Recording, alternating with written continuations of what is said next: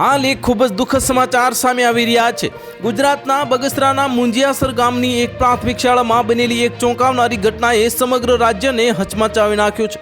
અહીં લગભગ 40 વિદ્યાર્થીઓએ બ્લેડ વડે પોતાને ઈજા પહોંચાડી હતી, જેના કારણે શાળા પ્રશાસન, વાલીઓ અને રાજ્ય સરકારમાં ચિંતાનું મોજું ફરી વળ્યું છે। જ્યારે વાલીઓએ આ ઘટના અંગે શાળા પાસેથી જવાબ માંગ્યો ત્યારે સંતોષકારક જવાબ ન મળતા ગ્રામ પરિષદે પોલીસમાં અરજી દાખલ કરી છે।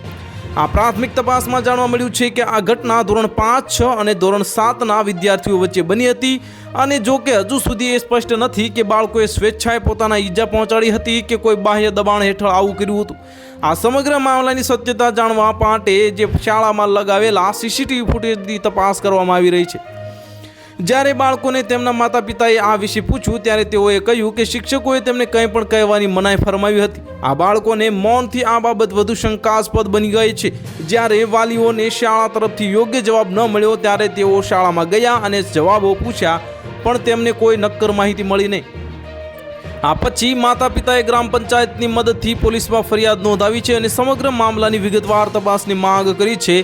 તો જ્યારે તેમનું કહેવું છે કે જો બાળકોએ આ જાતે કર્યું હોય તો તેની પાછળનું કારણ જાણવાની જરૂર છે અને જો કોઈએ તેમને આ કરવા માટે મજબૂર કર્યા હોય તો દોષિતો સામે કડકમાં કડક કાર્યવાહી થવી જોઈએ।